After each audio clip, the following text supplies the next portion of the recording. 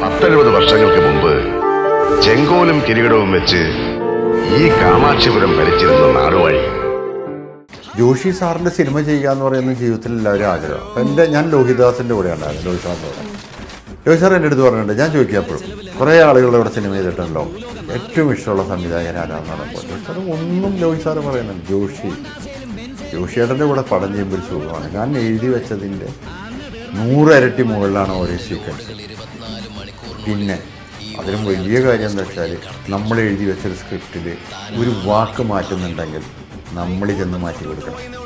Normally കുറേ സംവിധായകർ കണ്ടിട്ടുണ്ട്, അവർ മാറ്റി എഴുതുന്നതും കാര്യങ്ങളൊക്കെ ചെയ്യും. ഒരു മാറ്റി എഴുതി കൊടുക്കുക, റൈറ്റർ എഴുതി കൊടുക്കും. അപ്പോൾ റൈറ്റർ എന്ന് പറയുന്ന ഒരാൾക്ക് ഇത്രയും ബഹുമാനം കൊടുക്കുന്ന ഒരു സംവിധായകൻ ഇല്ല, എൻ്റെ അറിവിലില്ല. ജോഷി എന്ന് പറയുന്ന ഒരു സംവിധായകനോട് ചെയ്യാൻ ഇന്നും പുതിയ തലമുറയിലെ ഓരോ കുട്ടി പോലും ആഗ്രഹിക്കുന്ന ജോഷി സാറിൻ്റെ ഒരു സിനിമ ചെയ്യാനാണ്. എനിക്ക് തോന്നുന്നു ഉണ്ണിമൂന്തൻ എന്ന് പറയുന്നൊരു നടനെ കുറച്ച് മുന്നേ സെലക്ട് ചെയ്തതിന് ഉണ്ണിമൂന്തൻ്റെ ഒരു സന്തോഷം ഞാൻ കണ്ടു. അവൻ ഞെട്ടിപ്പോയി.